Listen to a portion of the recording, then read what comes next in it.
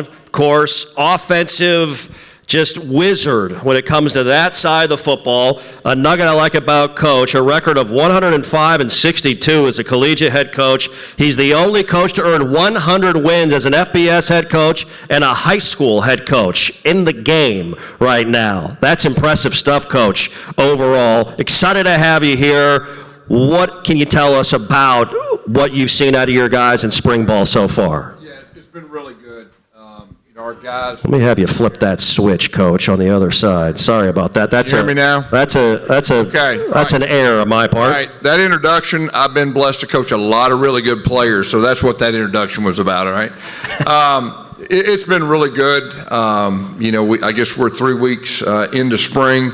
Our guys, it's been very ultra competitive. We learned a lot about our guys and really just trying to build our foundation offensively, which has been super.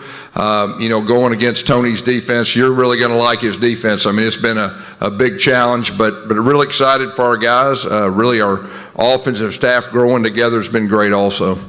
Tony White has led top 25 defenses here over the past number of years, one of the top rushing defenses, getting after the quarterback as well, and a two-time finalist for the Broyles Award as a top assistant coach in all of college football. Coach, give us an update on what you have liked out of your group on the defensive side, implementing your new style right now. Is this on? There we go. There we go.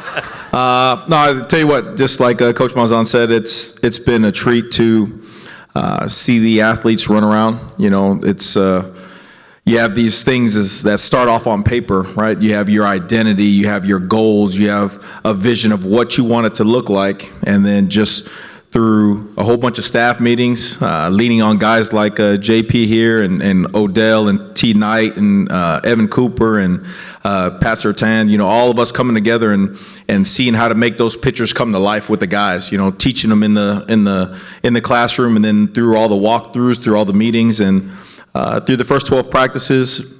It hasn't been perfect. I mean, with the change that we're going through and all the new things we're asking them to do, but the great thing about it is you see the guys come into life. You see the guys in the building more. You see the guys on their own time spending one-on-one meetings or coming up two-on-two and just wanting to be around football. And I think that right there is the essence. They want to do it.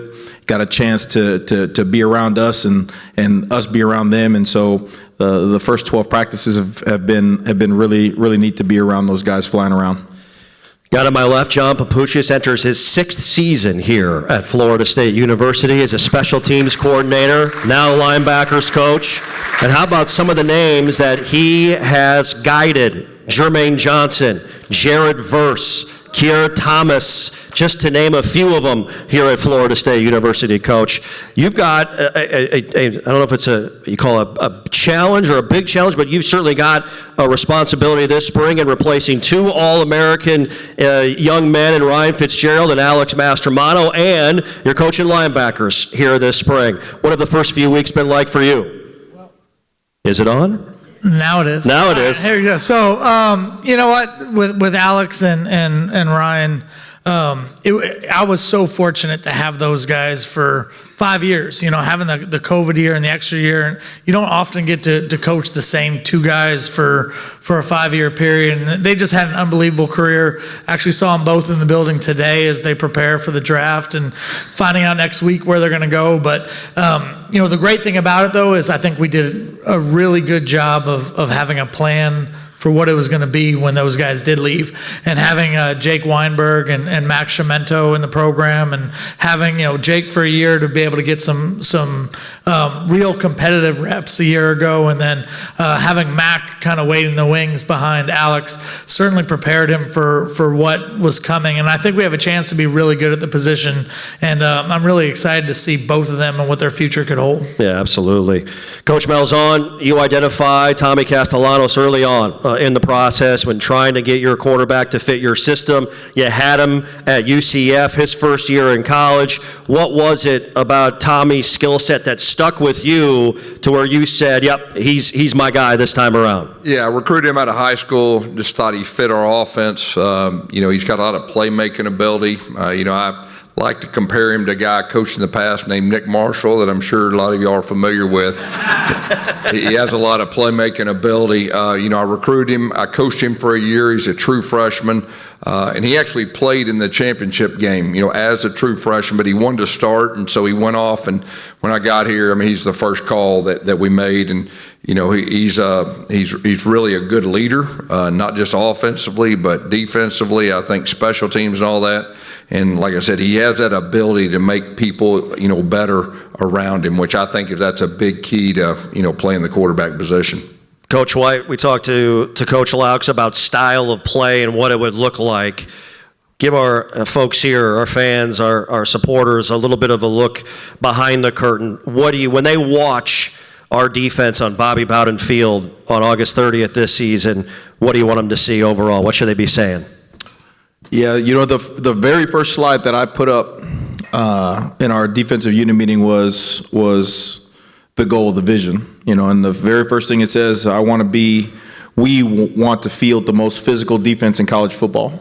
I think that physicality overcomes a lot. And if we can have all 11 guys, I don't care if you're a corner, I don't care if you're a DN, I don't care if you're 150, I don't care if you're 350. We want to be the most physical team on the football field every time we take the field, number one. Number two, we want to be aggressive. I think that just through the course of coaching and the coaches I've been really lucky to be around, you're either applying it or you're getting it, right? So I want to be as aggressive as I can, put the guys in a position to attack always. And last thing, I want to play with tremendous effort. I'm really fortunate to go against Coach Malzahn, and just some of the things he does offensively. It makes you think, it makes you wonder, it makes you really test yourself schematically.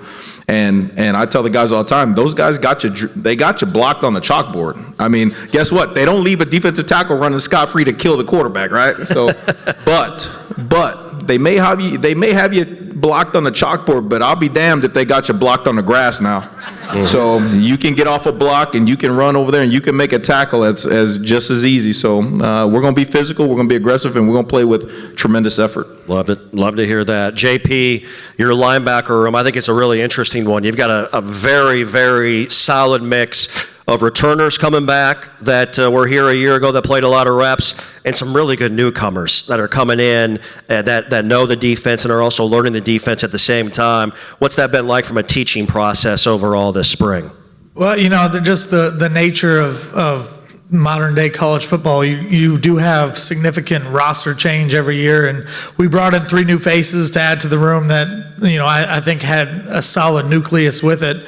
But the great thing is that everybody was doing the system for the first time. Myself, every player in the room, with the exception of Thompson, had never been part of the system before.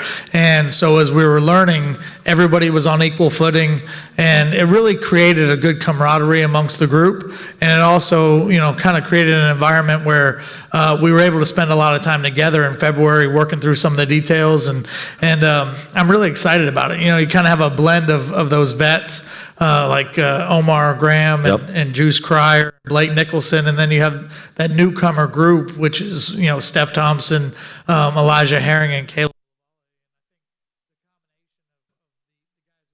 And the guys that are new, we could have a really, really good room. Yeah, for both of you guys, for JP, Coach White, you mentioned Stephon Thompson. Coach, that's a guy that's been with you, Syracuse, Nebraska. Now he's a veteran. Even though he's here in his first season in the Garnet and Gold, that's a guy that knows this defense. He could probably draw it up for everybody, I would imagine, on the chalkboard and run it inside and out. For both you guys, Stephon Thompson, that name for our fans, how has his leadership been to those guys trying to pick this thing up and play without thinking out there for you?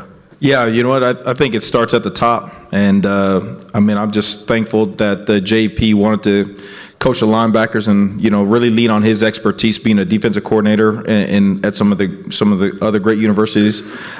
He has that group really, really tight, really competing. That was the first group that actually as a unit would constantly meet extra. The whole unit, the whole group. I'm in their group chat, so I see all the stuff that they talk about too.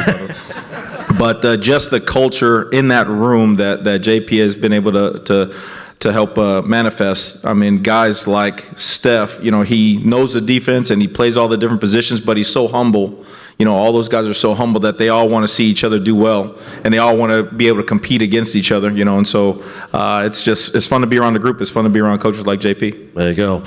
Coach Malzahn, we talked about this when we were in Orlando, but you guys, I thought you and Coach Hand and Coach Norvell did an amazing job in December and January identifying offensive linemen that were not only talented but veteran and experienced and had played a ton of snaps overall. I know in your offense you want to get downhill, you want to run the football, one of the best rushing attacks when that thing is cooking in all of college football. What can you tell everybody about this offensive line and what you're seeing right now? Yeah, when I first got here, I just felt like we need to bring in some veteran guys, and we did that. And I think we hit on all those guys. We've been a little bit banged up so far, in the spring, but what it's done is allow some of those young guys to really grow. And you can't have enough depth up front. And what we do, we're a downhill running team, and we got to have those guys, up front. And the good thing is, we know exactly what we're getting because they played so many reps, in college football. So it's going to be real exciting coaching those guys up front. Yeah, it's a big group, isn't it? You guys have seen our offensive line, some of the new faces that have been brought in, right? Micah Pettis, Adrian Menley, Gunnar Hansen, Luke Pettibone, joining some of the returning youngsters as well that are growing and developing under Coach Hand, Coach Malzahn, and Coach Norvell's watch. Coach White, everybody was pretty fired up when Daryl Jackson announced he was returning to Florida State. 6'5", 335-pound defensive lineman, runs like a linebacker, flies around out there. How in your defense, Daryl Jackson moving him around, how can that young man find some mismatches in the line of scrimmage and really tear things up? Yeah, but I thought you said it right there. The best thing to do is to have him move all different spots along the line. Therefore, they can't just sit him in one place and trap him and double team him and do all that kind of stuff. And if you've been around D-Jack, it's crazy because when I first got here, he was thinking about it, contemplating, new coaching change, new coach. I can see how, it's just been real easy to just say, you know what, I'm gone. I'm gonna go ahead. But to that young man's credit, he has stayed, he has bought in, and it's fun to watch. If you've ever seen T-Night on Twitter and all that kind of stuff, you would know he's got a great pulse on the guys in the room, and he has that position group really, really close. And I walk into the meetings occasionally. I don't go in there too much because they bark at me, but I'll go into the defensive line meetings, and the first thing I see is a Costco table full of snacks. Okay, so probably 340. You're right now. Okay, but D-Jack is having fun. I mean, he's loving his teammates. He's going out there and playing hard. And, we highlight some of the plays that guys make every practice, the way we want it to look. And there's been numerous times where, the ball has been thrown across the field and a receiver is broke, and 340-pound 6'6" is sprinting across the field, beating DBs and beating linebackers over there to the ball because he wants to set an example. And it's that guy right there, that's the guy that's going to lead us to greatness. So it's been fun to watch him and his attitude towards the defense. Yeah, we hadn't blocked him yet either. That's a heck of a young man, an athlete right there. It's man, he can move and he is big and he's got a big smile on his face most of the time as well. JP, one of the things I hear, I talk to a lot of the guys post-practice with some conversations following some of our spring ball workouts, and a lot of the things I hear from the defensive guys in this new system is it's really freeing. We're just flying around, we're making plays, and our coaches are putting us in great situations and great positions, even while you guys are, constantly teaching and showing them what this new thing is all about. When you hear that, what comes to mind for you right away when you hear your guys say, hey, we're playing free out there, even though we're still learning and trying to figure this thing out and get it to where it's the back of our hand? Well, I think it's twofold. I think part of that is Coach White's philosophy in terms of how you play defense. And we play an attacking, aggressive style of defense. And to be able to be successful doing that, you need to go play fast. And the second part of it is we want to create an environment where guys aren't afraid to make a mistake. And that starts from how the boss is, and it goes all the way down. Everybody's learning the system for the first time, so there will be mistakes that are made. But if you're afraid to make a mistake, that's going to create playing cautious and tentative, and I don't want that. I want guys that are going to attack things downhill and make things right with aggression. The way Coach said it, I think they're having fun playing in that kind of system and playing for this coaching staff, and I think that's going to translate to success in the fall. Yep. For Gus and Tony, Coach Malzahn, I'll start with you. You mentioned it a little bit earlier. Talk about the challenges Coach White's defense has presented for your guys in spring football and how he and his group have made you better so far. Yeah, I've been real blessed to coach some of the best guys defensively that probably ever done it. And I'll just say this, it is a huge challenge, and Tony's defense is in that category. And, it's unconventional, it's aggressive, it's sound. And the thing that's impressed me, he knows his answers. And I just think that is a big key to whether it's an offensive coordinator or defensive coordinator, that you know your answers. But they've given us fits, and he's one of the best in the country. Yeah. Coach White, on the flip side, Coach Malzahn's offense and some of the things that have stood out to you about what you've seen in spring. Yeah, I told the guys at the defensive staff meeting that, I've only been coaching now. This is going to be, I think, year 18, and we've seen formations that I don't even know how to call. So we had to go back in there to say, hey, what do you want to call this? I've never seen this before. But like Coach Malzahn's record and his reputation and his character speaks for himself. Again, one of the best to ever do it. And being able to be challenged by that every single day, I know that it makes me better, makes the staff better, makes the players better. And it truly is iron sharpens iron, as we say. One of our big mantras is iron sharpens iron. So very, very humbled to be able to do that every day. Absolutely. Final week of spring ball here for these guys and these student athletes, and we're looking forward to seeing that product out there on Bobby Bowden Field inside of Doak Campbell Stadium coming up on August 30th. How about some questions already previously submitted from the crowd here tonight? This one from Raleigh, and anyone can answer. I'll throw it out there. This one from Raleigh. How do you develop leaders when you have so much turnover? How do you develop leaders with this era in the transfer portal with your players as you're trying to bring everybody together and get everyone on the same page? I really think it starts with Coach Norvell and just his culture and leadership and bringing in guys. And what I've been impressed since I've been here is just the leaders that Coach Norvell and the staff developed. And those other guys, they just fit in, and they've got to answer the bell and the standard that he's already set. All right, there you go. Thank you, Raleigh, for that question. This one from Parker. What are the top 3 objectives? How about I'll give each of you one, since she's asking for 3, or he's asking for 3, excuse me.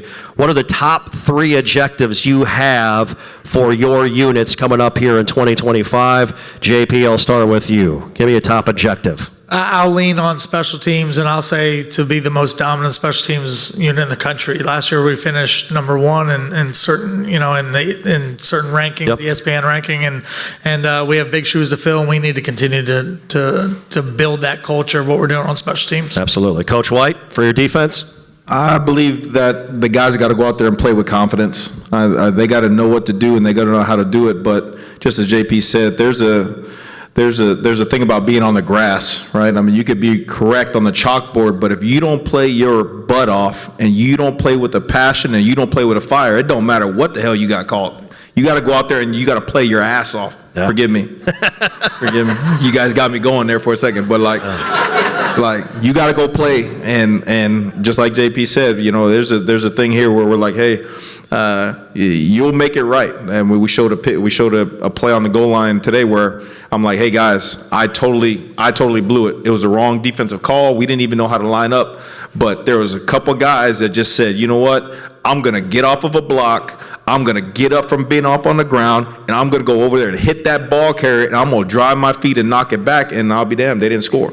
So that's the way we're going to play defense. There we go. I like that. Coach Malzahn, big objective from your perspective? Yeah, I think for me is just our offense, understanding our foundation of who we are offensively, so we can go into summer when they work on their own and develop good habits and build upon that. That's the big thing for me. There you go. And our final question, by the way, from Karen, who's here from Ocala. Karen, again, thanks for making your way up tonight and your support of all things Florida State athletics. Guys, could you talk about how the tour of duty in the offseason is important for you as coaches, how it prepares the players for the spring and the upcoming season? JP? Yeah, my experience with tour of duty, this was the sixth year that I've been part of it. And, it tests you mentally as much as it does physically. And I think that's the most important part of it is it creates adverse situations and uncomfortable situations for our players to be in, and they gain confidence from it. And it's true that in 2 or 3 different occasions during the 2023 season, we went into halftime behind. And I heard players speaking to other players, they didn't do tour of duty like we did. And whether they did or didn't wasn't even the point. It was the fact that our players created confidence from getting through that and experiencing it, and it helped them 8 months later through the course of the season. Yeah. Well done. Coach White, Coach Malzahn, obviously you guys have been in some of the biggest programs in the country. You've seen off-season workouts. What stood out to both of you about that off-season program and how your guys were able to get through it and come together? Yeah, I've been coaching 35 years, and we've done tour duty at each spot. And I'll just say this: Coach Norvell is the best I've ever seen at leading a tour duty, and that's completely accurate. That's a good way to wrap it up right there. I tell you what, gentlemen, we're fired up. Thanks so much for joining us. I know it's a busy time this last week of spring football. You guys ready to see this football team here in 2025? What do you say? Let's go. Please make a round of applause for Gus Malzahn, Tony White, and John Papuchis, everybody. Thank you, guys. Appreciate it, brother. Yep.